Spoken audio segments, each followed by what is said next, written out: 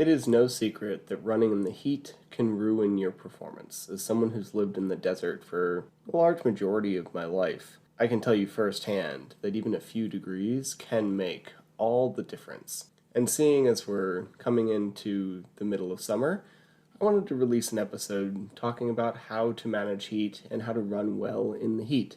I released most of this episode last year, and while it all actually still stands up, I also added an addendum of an extra 15 minutes to the end with some new strategies and tactics in case you're still struggling. So if you want to know how to perform better in the heat, this episode's for you. It's full of strategies and tips, everything from basic things to some more advanced tactics for those who have a really high sweat rate. Let's get into it.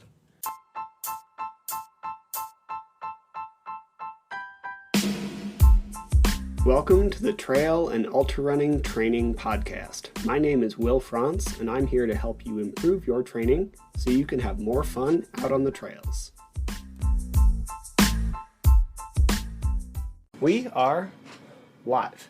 Thank you for sticking with me. Today we're going to talk about heat acclimation because it has just been hot for weeks and kind of miserable, and I feel like I know that we're theoretically approaching the end of summer, but I don't think that's actually true in practice. I feel like we probably have at least another month or so of this heat. So let's talk about heat and what you can do to at least mitigate the suffering a little bit. But before we get into that, I do want to say thank you for anybody who watches or listens to this.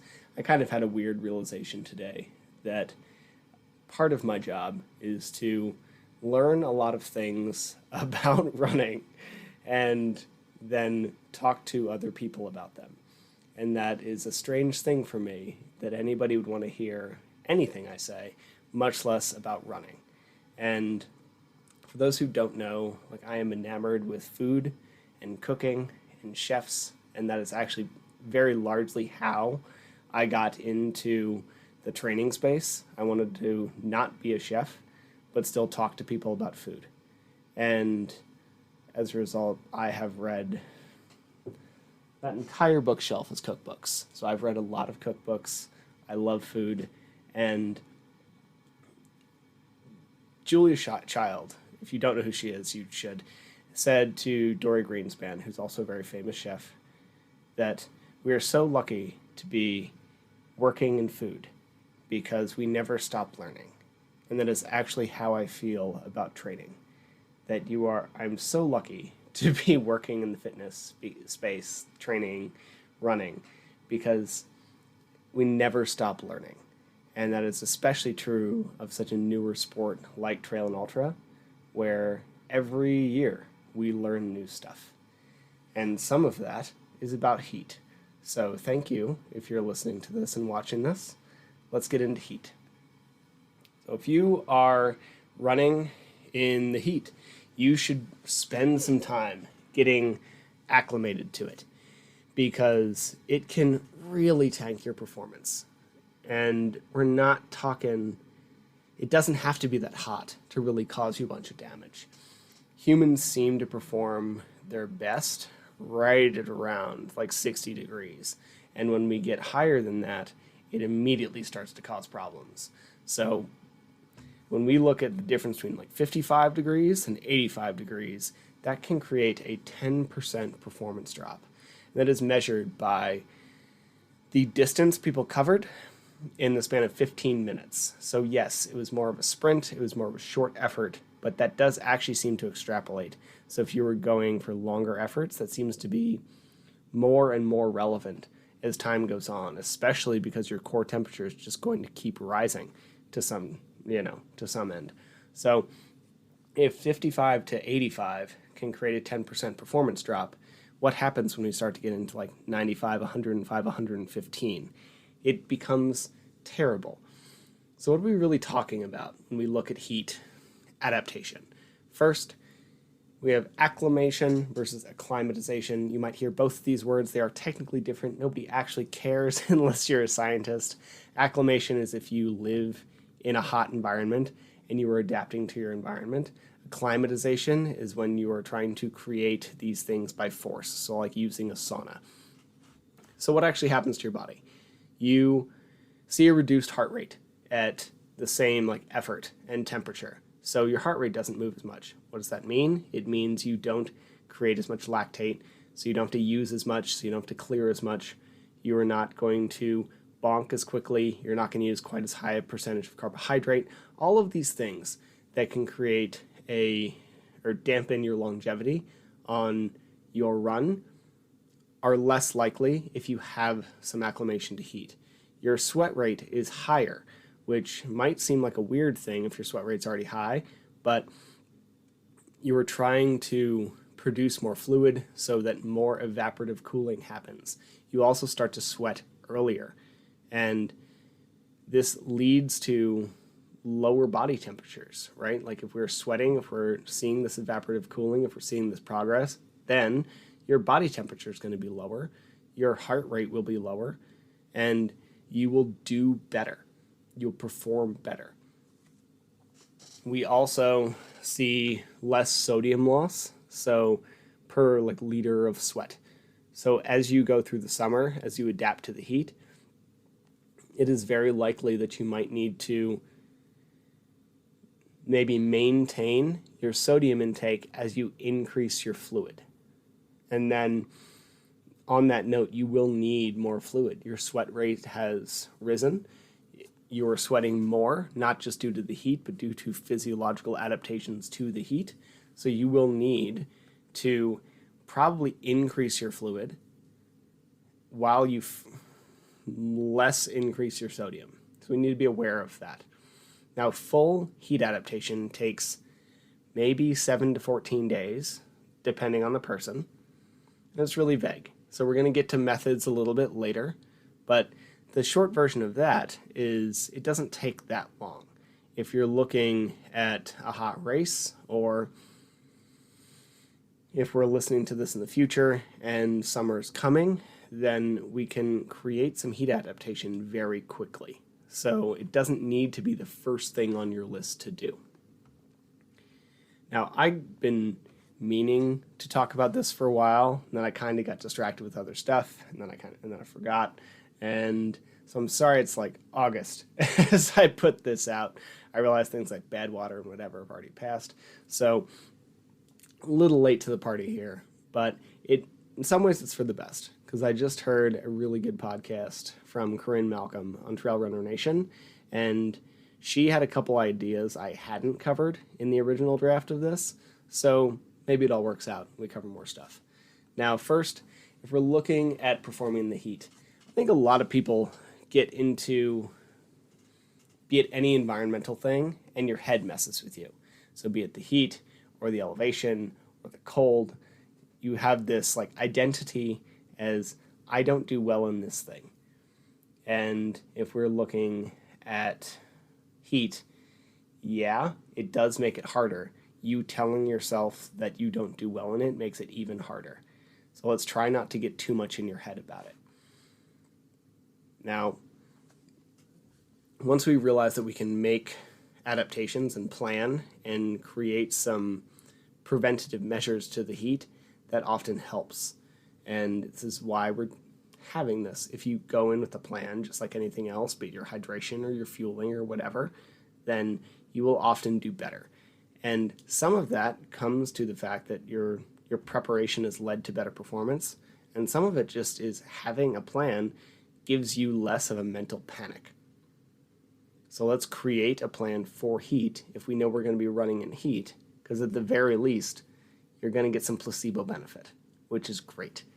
Now, little caveat is that a lot of things seem to affect heat performance. There's definitely genetic variances. There are where you were brought up, like changes. So if you were raised much like elevation, it seems like if you were raised in a very hot environment, you might adapt to it a little faster. Again, that might be placebo. You might just be used to it, but who knows? And there is also a sex variant. So women seem to take a little longer to adapt to heat than men. We're not quite sure how much, but it does seem to take a little longer. Now we're talking probably like 7 versus 10 days, or like 10 versus 14 days. We're not talking like 1 versus 4 months, right? Like it's a fairly short time span. But if you are looking at creating a heat plan and doing some acclimatization, then you probably want to take a little longer if you are female. Now, what are the methods we might use to create this acclimatization process? Well, anything that aggressively elevates your core body temperature is going to help. Let's start with that. So if you do runs in the heat, you will eventually acclimate to the heat. This is why, like, if you see people running in the middle of Phoenix, they probably don't need to go and step in the sauna after because they're running in a temperature that is fairly close to the sauna. So if you're already adapting naturally to your surrounding environment, you might need to do a little less work here. But this also depends where you're racing. If you're going to be racing or running in an environment that is much hotter or drier than where you are, you might want to spend some time here. So the ideal version would be a dry sauna. Now this is a sauna without steam. We're not putting water over coals. This is what you'll find in quite a few gyms. You'll often see this called a barrel sauna or a Finnish sauna. They are often like 160 plus degrees. The one I was in today was like 190. And you go in there and you spend some time in there and you will adapt to the heat. There's a bit more to that protocol because if you're just doing sauna and you're trying to create a like heat acclimatization in a week, you probably need to spend every day about 1 to 2 hours in there. But we can fast track that process. If you're running anyway, you just tack on 20 to 30 minutes at the end of your run because your run already elevated your internal temperature and your heart rate. And then as soon as you're done with your run, and by as soon as I mean like 20 to 30 minutes, your heart rate doesn't, or your temperature doesn't immediately plummet as soon as you finish your run. So you got like 20 to 30 minutes, get in the sauna and continue sweating. So use that kickstart that you got from exercise and then continue it in the sauna. And we're talking 20 to 30 minutes pretty much every day for about a week. Now, once we have created that adaptation or like gotten that initial phase, we want to maintain it. And you don't need to do it every day, but it looks like just like we see VO2 max start to drop off in like 3 to 7 days, we also see heat, like these quick adaptations also fall off fairly quickly. And you can maintain them by doing a little bit of work fairly regularly. So for sauna, it would be if it takes about a week to create that original adaptation, every 3 days for 20 to 30 minutes at the end of the run should maintain that adaptation. Now, if you don't have access to a sauna, understandable. A lot of gyms have them, and often they're pretty cheap. So one of the gyms where I work has a dry sauna. The gym membership per month after initiation fee costs like $10. It really could be worth it for you if you have an A race coming up in the heat. If there's something like that near you, check it out. Right? Like this is an option. You don't have to do anything else at the gym. It is a $10 sauna that creates that heat adaptation. We can also use a steam room, but that tends the humidity, the like level of humidity in there actually limits your ability to spend time in there. If you run in the humidity, you know exactly what I'm talking about. And yes, it feels hotter. The like mentholated air that is often in there feels very nice. I like a steam room, but from a pure heat adaptation standpoint, it is not as good because it is very hard to spend as much time in there. It is also not as hot. So while it might feel hotter, you're not actually getting your core temperature up as high as quickly. We see the same thing with infrared sauna. They feel very warm. They're very good for you. They have a lot of health benefits. They're currently being studied very highly. They definitely do something on this end. Anything that raises your core temperature does something to create heat stress. But it's not as hot as a dry sauna, so it is not going to be quite as beneficial for the purpose of creating this heat acclimatization. We see a similar thing from hot baths and hot yoga. Like, it is the exact same story. We don't need to dive into it super deep. But if you love Bikram yoga, great. It's an hour and a half practice. You could easily do that multiple times a week and create a heat adaptation to it. Same with a hot bath. These things clearly don't need to be 180 degrees, right? Like, a bath would boil you at 180 degrees. That is the temperature where you brew green tea. Like, if you've ever spilled fresh green tea on yourself, it's really hot. So, and it might burn you. You're looking more like 105, 106 for like a jacuzzi or spa or whatever we want to call it. And the reason is water is a better conductor than air of temperature, so it doesn't need to be as hot to create a very similar heat stress. But it should be somewhat uncomfortable. It shouldn't burn you as you get in, but when you get in, those first like 5-10 minutes should be a struggle. You should have to basically force your limbs under there. You'll often like find yourself in a bath, arms floating, knees coming out, something like that, because it's just too hot to maintain. This is the kind of temperature we're really looking for, like a little rough, in order to create this adaptation. You'll also see a lot of people overdressing, where you go do a workout or a run probably already in the heat, and then you put on like all your winter clothes. And so you'll have like a sweatshirt and a hoodie and a down jacket and then a puffy, and you'll have all that on while you go run in like 90-degree temperatures.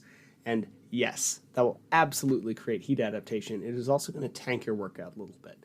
So if this is a strategy you want to use, I would actually use it at the end of your workout, just like you used the other one. Like, go do your workout, then throw all that stuff on, and just kind of walk around in the heat.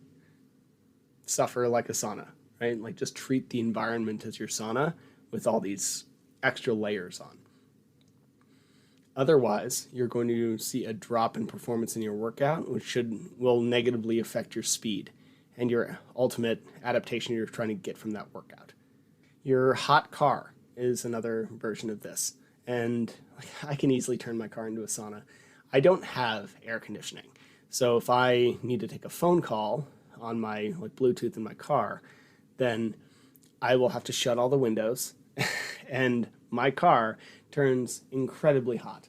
I will get like 10 minutes down and I'm sweating more than if I got into a sauna. Right? Like, we know that like babies and dogs and all these like more sensitive creatures can die in the car very quickly, and there's good reason. It's hot in there. So if you have a very hot environment, then when you get done with your run, you can easily just trap yourself in the car without turning the AC on and drive home. Be safe. Please don't be dumb. Don't do this if there's other people, other sensitive people in the car with you. Don't do this to such a degree that you get dizzy and woozy and crash your car. But you can boost your heat adaptation a little bit that way. And then stories, like, people will do anything to boost this heat adaptation. Jason Koop tells the stories of 20 years ago when people were prepping for bad water and like saunas were not very common. People would like take the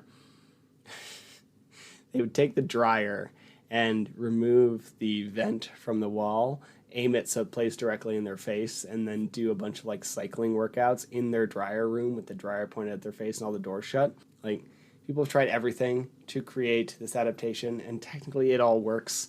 You just need to do something that like fits your budget, fits your time scale, and also like makes you hot, right? Like, it needs to make you hot, it needs to fit your budget and your time scale. Now, if we're looking at something like a sauna, it is hot. 180, 190 degrees is very hot. You might not be able to get in there for half an hour on day one. So you might need to ease into it. And this goes a little bit in timing, because you don't want to start this like 2 weeks before your race. This is a thing you want to start during like a mild deload week, probably about a month and a half out, so that you're not adding a ton of extra stress to an already stressful training cycle. And then you'll boost your heat adaptation and then just try to maintain it through the rest of it. Don't start heat adaptation in the middle of your peak week for volume or intensity. We want to start it much farther out than that during a deload, knock out the 7 days, and then do that 3-day repeat. You can't really get like extra heat acclimation from spending more and more and more time in the heat. Once you get acclimated to a certain level of heat, you're acclimated. The things we're actually creating, as I said earlier, are like an increase in blood plasma. You can't end up with infinite blood plasma. So once you've created this adaptation, it's there. You just need to maintain it. So find a down week near the end and boost it. And in fact, you can start this as early as you want. This could be somewhat of a year-long practice for you. If you have access to a sauna, it is one of the healthiest things you can do. They've shown from studies in Finland that sauning like 4 to 7 times a week has an incredible, like unbelievable 30% or something effect on all-cause mortality. And then even a day a week boosts drops all-cause mortality quite a bit. Being in the sauna is very good for you. If you have access to one, you should probably do it anyway. And if we're using it for heat acclimatization, then we can just do that and just maintain that on a fairly yearly basis. And then as we're going into summer, just boost it for a little bit and then continue to maintain it. I have heard from some people that if you do 2 rounds of this, well timed around your race, like one 7-week span or 7-day span about 2 months out, and then maintain, and then another 7-day span about like 2 to 4 weeks out, and then maintain, that might create a slightly better adaptation. I don't know why this would be. Maybe. I think what that probably does is like even with your 3-day boosting, there's still a slight degradation.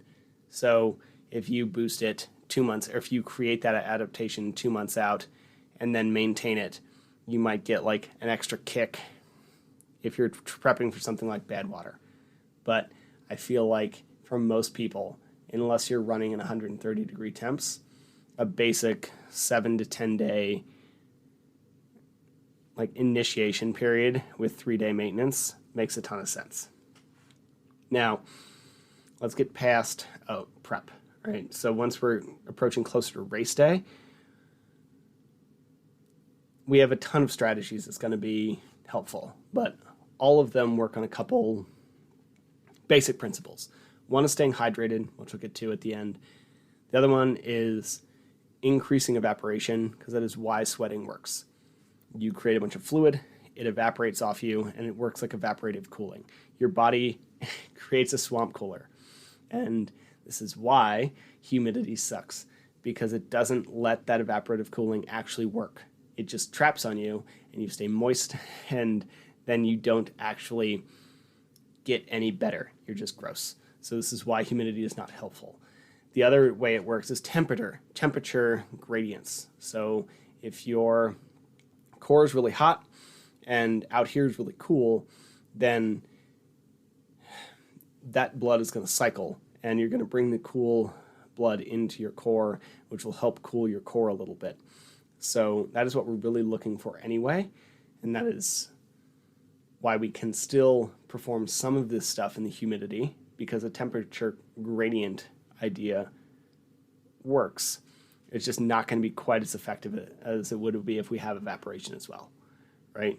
So if we look at an athlete that's recently ran a race, it's a night race in Phoenix, he stepped on the start line, it was 110 degrees. Like, what do we do there? The biggest thing was stay wet. Like, you need to get wet. And this is a big principle at Western states too. If you are constantly dipping yourself in streams and pouring water over yourself, if it is a dry environment, staying wet is a really good idea, because it will pull all of that heat out of you. Need to use that evaporative mechanism if we're running in the desert or like a drier environment in the summer. So stay as wet as you can. Granted, you don't want to be using a ton of the water that you need to be drinking and pouring it over yourself. But if you have extra, let's use it. This is not as good of an idea if you're running somewhere like Florida. It's just going to feel oppressive.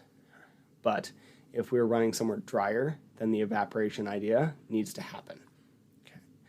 And if we are running somewhere more humid, we can use that by stay cold. So another idea that works across the board is ice. Put ice in your hat, put ice in your neck, put ice on the other side of your neck. Try and get veins and arteries and everything we can possibly do. Whatever feels good to you. I hate stuff around my neck. There's no way I could wear one of those bandanas. Like, I just feel like this doesn't make me feel great, and it's myself. There's no way that I could do that, but it helps a lot of people. Put ice in your hat, put ice in your bag. I heard from Corinne, I guess she learned this from cycling, was ice socks. If you have a team, then like pantyhose are fairly cheap. Get them, create little like softball size things of ice, put them in your bag, put them in your sports bra if you're a woman, and it will slowly melt, keeping you cold, and then you won't end up with anything other than like a little piece of pantyhose. And the ice is gone, right? So this is a great idea. Now, you'll also want to cover yourself. So aside from like putting ice everywhere and trying to keep yourself cold, addition to that, backtrack. In addition to having ice, like all the normal places you see people put it, I think we underappreciate the ice in the hand strategy. So this skin, the glabrous skin on our hands, the stuff that doesn't grow hair, so hands, bottoms of your feet, this like area on your head and your face that doesn't grow skin, or hair rather, doesn't grow hair, that has a direct cooling mechanism to your brain. So if you're overheating and we can get those areas cold, that has an incredibly big effect compared to like getting your left shoulder cold, right? So one thing that can be super helpful is having frozen water bottles or just like grabbing a handful of ice as you leave. And you want to get them cold. Like we should feel like if your pacer or your crew touched your hand when that was gone, it should feel cool or cold to the touch. And that will help. That will help bring down your core temperature. In fact, it might bring it down a little too fast, but it can definitely help, especially if you're in panic mode. But doing that at every aid station, having some ice in your hands until they start to feel cool, can really help regulate your core temperature. Another thing that we can do, cover yourself, right? Like solar radiation, just skyrockets your core temperature. If you've ever spent any time in the difference between like covered cloudy sea level and then top of an 8,000 foot peak, it can be the same temperature, it can be the same environment, except for the fact that you are that much closer to the sun. It is aggressive. It feels really oppressive, and you are much more likely to get a sunburn, which raises inflammation, which also raises your temperature. So try and not get sunburned and cover yourself from the sun. Now, we could use sunscreen, which is probably not a bad idea because, skin cancer and all sorts of things. But it isn't the best for while you're running because a lot of the chemicals in your sunscreen prevent you from sweating. And mineral sunscreen, because it actually blocks your pores, prevents you from sweating. So it can actually prevent you from being able to create that self-cooling mechanism. So use sunscreen as needed, but we want to mitigate it or minimize it as much as possible. And you're much better off getting like very thin white like arm sleeve that we can cover with, or a hat that covers, like look at photos of people who run in Badwater 135. They're covered head to toe in white clothing because it's reflective. And that is more or less what you need to look like if you're running in the sun. Yes, a lot of people run shirtless. It feels really nice, but it's probably not your best bet. Now, what type of fabric should we be wearing? There's some debate on this, actually. For years, we've always said, wear the tech stuff that helps evaporate faster. And there's definite truth to that. I've heard that very aggressively that people do not want you to run in cotton from very good coaches, and for the most part that tends to be true. However, if you're very hot, a very dry environment, this might not be accurate. Because cotton will actually hold the water longer, which if you have 2 hours between an aid station in a very hot, dry environment, that could help keep that water on you and boost that evaporative cooling a little longer. This is not a thing you should try on race day. You should try this during some of your prep. Go out, try different types of shirts, try different like kits, different gear, and see what works for you. If you're in a very humid environment, you absolutely don't want to wear that. You want the stuff that's going to evaporate as fast as possible. If you're in a cold environment, you want the stuff that's going to evaporate as fast as possible because you don't want it to like stick to your skin and increase your risk of hypothermia. However, if you're in a very hot, dry environment, you might actually want something that holds onto that water so that you can stay wet longer and get a boost of that evaporative cooling. So don't wear extra stuff. Fabric aside, we want it to be light, we want it to be simple, we want it to be easy. If you look at the things people wear when they're running Western states, like they've cut holes in it, they've cut it down, they're acting like backpackers on the Appalachian Trail, minimizing everything as much as possible. So we want to keep it minimal. And if we're getting wet and putting ice on ourselves and constantly like dripping water everywhere, this can clearly cause problems. We know that wet shoes can lead to blisters and that chafing and all these things. So lube up, prep, have more lube, make sure that you are well set up to avoid chafing. And just make sure that you're taking care of yourself and prepping accordingly, because the water, all the liquid, all that on your body is going to keep your core temperature down. But we don't want that to cause another problem. Now, another thing that I heard from Corinne was that I hadn't heard before was menthol. So I've talked about how carbohydrates, not flavors, not sugars, not sweetness, not whatever, just a flavorless carbohydrate swished around in your mouth and spit out can lead to a boost in performance because of these sensors in your mouth that sense carbohydrate and have a direct trigger to your brain. This is the thing we've talked about. So there are other things that have similar mechanisms, and menthol is one of them. It triggers an immediate I'm cool reaction. So when you take in mint or menthol and you have that like almost sharp bite that reduces cooling. Now, if you're near the end of your race, something like that could be really helpful. Like this is gargling and spitting out some alcohol or mouthwash or something could be helpful, like getting that menthol reaction. But it can also reduce your sweating because it tells your body that it's cooler than it is. This is not a thing I would over leverage, but if you are near the end of the race trying to bring like down and get across that finish line, that could be a tool for you. And then don't overthink it too much. Like we can get too cold. So one thing Corinne mentioned was like an ice slurry. So if we think of like the slushy ice, the good ice, the stuff people love to chew on, that can make everything very, like a liquid very, very cold. And I think many of us have probably had that reaction where something very cold hits the stomach and then it just doesn't feel right. It's almost like aggressively cold. It's too much. If you get that, you can also get that reaction to stop sweating as well, because you'll get this trigger inside your stomach that you're cooler, you're not as hot as the rest of you thinks you are. So you're probably better off just putting basic ice into water and drinking cooled down water. Finally, hydration.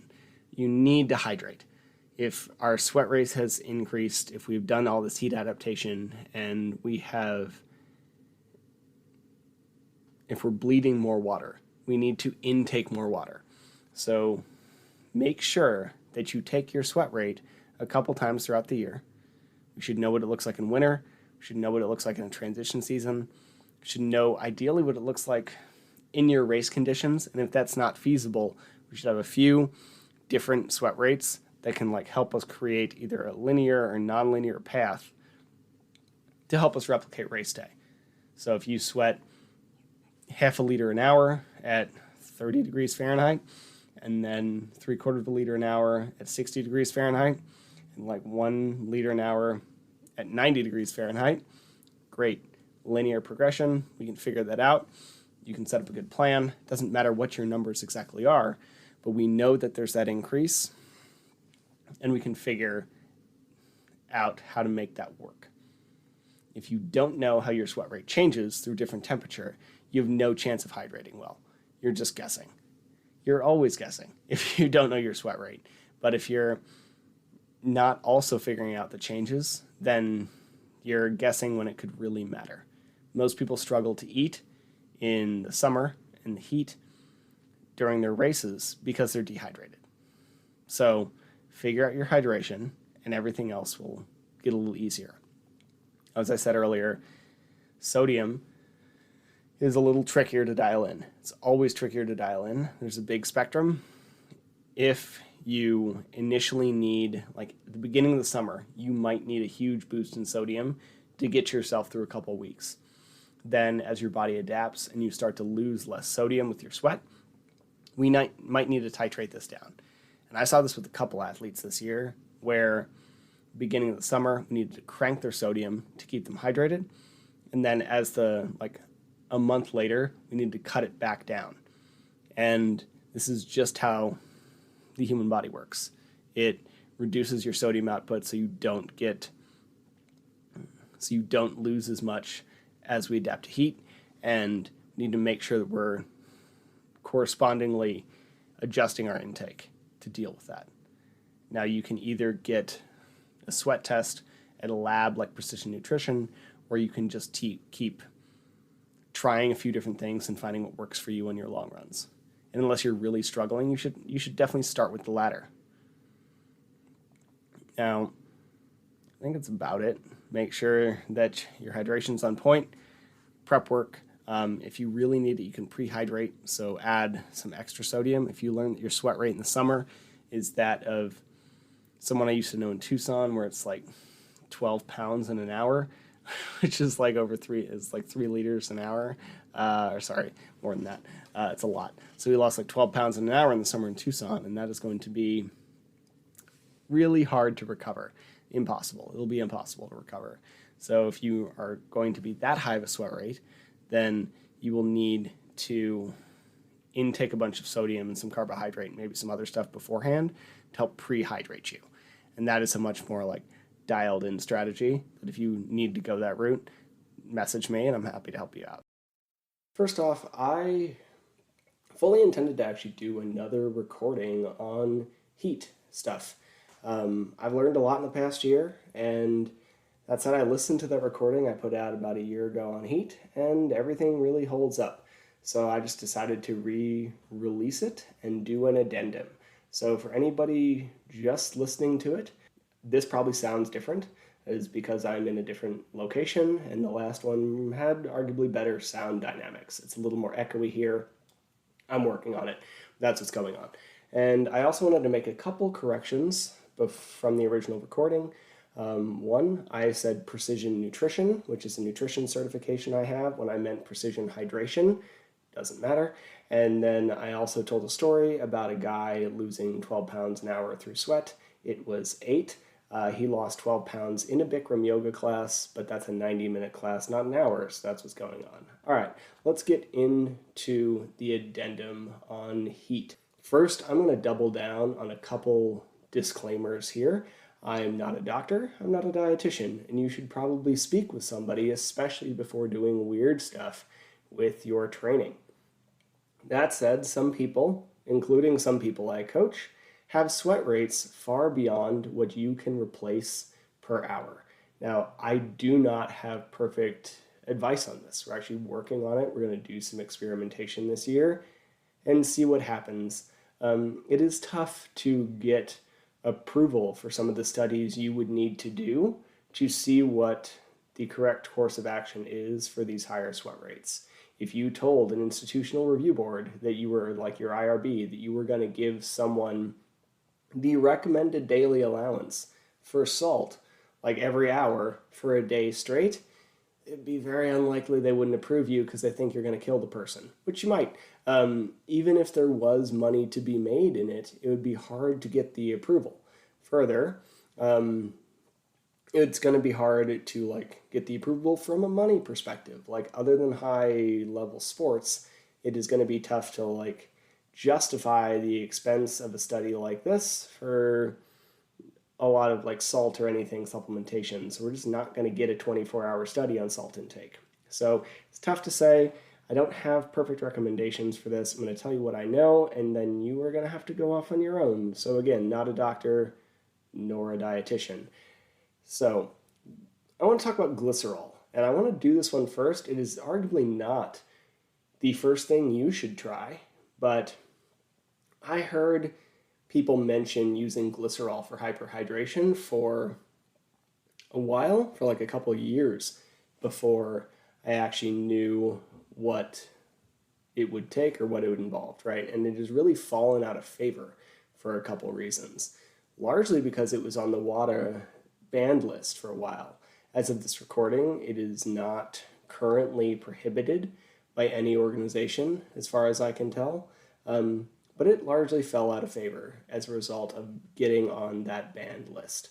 There are also other strategies that people use, like sodium-induced hyperhydration, that can serve you really well. I don't train professional athletes, so it's not something like, I don't know the WADA banned list like the back of my hand. If you're in a very high-level race and you think you might get drug tested, then always check for everything. But these things can, like glycerol, can be useful for prehydration. Now, I've seen a couple different dose regimens. One said 1.2 grams of glycerol per kilogram of body weight, taken with about 26 milliliters per kilogram of fluid, and do that 30 minutes prior to your effort. Another recommendation said 1 gram of glycerol per kilogram of body weight with about 1.5 liters of fluid 1 to 2 hours prior. I highly recommend, if you're going to do something like glycerol, that you weigh it out. I also recommend that you go for the liquid over the powder version to prevent clumping, because the powder will just turn into a paste. And do it maybe 60 minutes before heading out, right? Like, it is tough to say exactly how much you need, again, because a lot of the studies haven't been done. And this is not necessary for efforts under a few hours. In theory, this like hyperhydration effect from glycerol lasts for about 4 to 6 hours. And if you're going to be out longer than that, we can push a little more intra-workout to push that hydration. So one study I saw, you can re-up hourly with about 1/10 of what you used for hyperhydration, or if you didn't do the pre-workout hyperhydration, you'd use 1/3. So you do like 0.4 grams per kilogram for like starting from scratch. Now, if I were going to try this, I would try everything on the low end, see how I tolerated it, see if it even seemed to help, and then I'd go from there. So that would be 1 gram of glycerol per kilogram of body weight, and I weigh about 80 kilograms. So if I were being conservative, I would try about 80 kilograms of glycerol in about 1.5 liters of water, 90 minutes to 2 hours before exercise. And then I would do a sports drink or a gel about 30 minutes prior. And let's see how I'd felt. I'd do this on about a 2-hour run, which is long enough to see if there's an issue, but I'd also stay close to like civilization in case something goes wrong. I wouldn't just like go for an out and back way into the woods without phone service. Again, there's not a lot of data on this. You're going to have to be comfortable experimenting on yourself. And I don't officially recommend this, but it is. I also don't recommend getting aggressively dehydrated in the desert. So if you're a super sweater and you're going to do this sport, you might have to pick your difficulty or your hard. Like glycerol in most people is extremely safe. It is food grade. You might have some unexpected allergy. I have no idea. The most common complaints are bloating and nausea, but if it's most people kind of shook off. But if it's excessive, they'll obviously cause problems. And if you're doing this in the first place for dehydration-induced nausea, you might just be trading the same problem with a lot more effort to get there. So look for food-grade glycerin. You can buy it on Amazon. Yes, it'd be glycerin, not glycerol. I don't know. It's the same thing for some reason. And give it a try. Or not, but this is how you do that. Again, I'd heard this mentioned on a lot of podcasts. I'd never heard it really discussed. I'm going to link a couple articles in both the comments and the show notes, and you can do your stuff for yourself, right? But this is a strategy you can use that's a little out of favor, that some people still use, but don't talk about much. Now, you can also use sodium, which is a lot more in favor, and for good reason, because you need it, so we can just push it a little more. The standard amount in studies is like 7.5 grams of table salt, which is 3 grams of sodium, because table salt is 40% sodium. And if you look at something like Scratch's hyperhydration mix, or like whatever they call it, the one that's passion fruit flavored and just has a ton of salt in it, that's about how much sodium is in it. It's because of these studies, they're trying to push that hyperhydration. And you can use sodium-induced hyperhydration to get the same effect as glycerol. Depending on the study, one can be more effective than the other. They also work on different pathways. So there are a couple studies where they combine the two, and they actually see increased benefits. Now, all of them had issues, from what I can tell. Every study I saw was only on young men. The men were all otherwise healthy, and they're pretty small sample sizes. So outside of a lot of anecdotes, we don't really know how this would affect people outside of that demographic.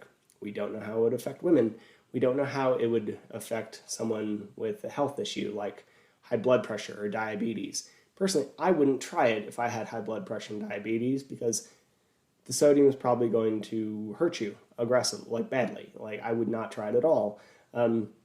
Sodium will raise your blood pressure. So if you already have high blood pressure, taking 3 grams of it isn't a great idea.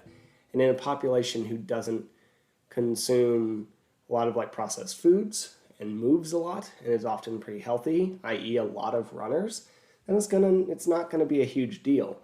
But if you have high blood pressure, either from lifestyle or genetic stuff, then it might kill you. So be careful, talk to your doctor, do all the stuff you need to do to make safe choices. Now, another thing that can help with hydration is creatine, because it helps your body store more intramuscular water. In other words, it hydrates you. There's more water in your muscles, especially where it's going to be used, right? So a few months ago, it seemed like every running podcast was talking about creatine. And I thought like there might be new information. Not really. There was just a new study or two that applied everything that a lot of the bodybuilders knew to runners. So same stuff that bodybuilders have been talking about for 20 years, a lot of the runners like we're talking about due to some new studies that were applied to the population. So creatine causes you to store more water. That water is intramuscular, meaning that there's water where you're going to use it, so you're not like having to pull it out of your bloodstream. It's there, ready to be used at about 5 grams per day. You will be better hydrated. You will probably not have that much bloating, and it can help you perform better. There is a lot more science on it, but that's about all you need to know. 5 grams per day helps you hydrate more fully. You might get a little stomach upset for about a week. If that doesn't seem to go away, then stop taking it. Not everybody responds to it really well. There is this old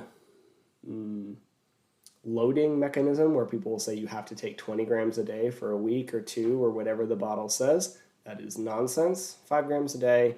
If you take it by the end of the 2 to 3 weeks, you will be plenty loaded on creatine and good to go. Now, there's an argument to be made for pre-exercise versus post-exercise versus in the morning. Creatine at best makes about a 1% difference in anything. So the timing at best makes about a 0.001% difference. Don't worry about it. If you're going to try the creatine strategy, just take it when you'll remember to take it. And then there's also a bunch of different forms of creatine. All of them are nonsense except for creatine monohydrate. I used to work for a company that pushed some doesn't matter, a very specific type of creatine that they threw a lot of science at and tried to sell you. Nonsense, creatine monohydrate. That's why I didn't sell any of it, because it made me uncomfortable. So creatine monohydrate, 5 grams a day, give it a shot. It might or might not work for you. If it doesn't work for you, it'll probably work for your friend. Sell the jar to your friend. Also, carb load properly if you want to be hydrated well. Occasionally, I will see some keto athlete write something about being bad in the heat or struggling to hydrate. And my only response is, yeah, man, like every gram of glycogen in your body comes with 3 grams of water. So if you are not replenishing your glycogen before you go out in the heat, then you are going to get dehydrated and you are going to struggle in the heat. It will be harder for you to hydrate as a ketogenic athlete. That is just basic nutrition science. And as a result, your temperature will rise a lot faster and you're going to struggle in the heat. It's not that complicated. There are a lot of different reasons to try a ketogenic strategy. Some of them are good, some of them are silly, but is always going to lead to a higher risk of dehydration, which will subsequently lead to a bigger struggle in the heat. So if you do the keto thing or you're working on like optimized fat metabolism, be aware that you're going to struggle to hydrate, and you won't only see performance decreases due to lower carbohydrates from a fueling perspective, it will also be from a hydration perspective. Anyway, those are all of the addendums I had on this. If you have any questions, please shoot me a message or drop a comment or something. I'm happy to address it in another short video later this week. I hope you have a good rest of your day. Check the show notes for like links to studies and whatnot, and I will be back later with some more of this. I hope you have a really good day. Thank you for listening to the Trail and Ultra Running Training Podcast. Honestly, I'm still surprised and honored that anybody wants to hear what I have to say, so thank you. To be clear, not a doctor, nor a registered dietitian, or any other kind of medical professional. I'm a personal trainer, a nutrition coach, and a running coach, and I have a passion for training trail runners. You should always speak with a qualified medical professional before making any changes to your training or nutrition program. If you enjoyed the podcast or found it helpful, please take a second to leave a rating or review. I'd really appreciate it. Or you could just share it with someone for whom you think it might be helpful. I make these kinds of things in order to provide more quality, free resources to people, so the more people who hear it, the better.